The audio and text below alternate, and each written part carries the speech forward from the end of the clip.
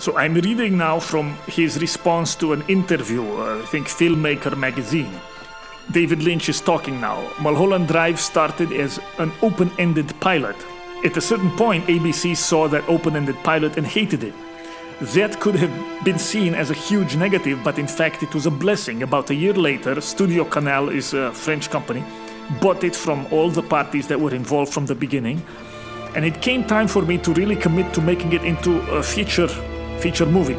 I had zero idea how I was going to do that, so it was a time of high anxiety. One night I sat down, the ideas came in, and it was the most beautiful experience. Everything was seen from a different angle.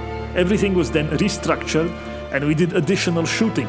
Now looking back, I see that the film always wanted to be this way. It just took this strange beginning to cause it to be what it is.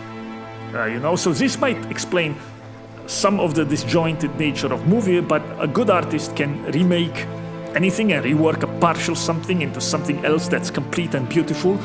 So I don't think this takes away from movie. It's a testament to his high talent. There's something else Lynch says in this interview that should be remembered in any commentary of Mulholland Drive. So the interviewer asks him, "This is, I think, your first of your movies to in some way address movie making as a subject. Did your experience making films in Hollywood or in casting your lead actresses inspire this movie?" And listen to what Lynch answers. He says, "It had nothing to do with it.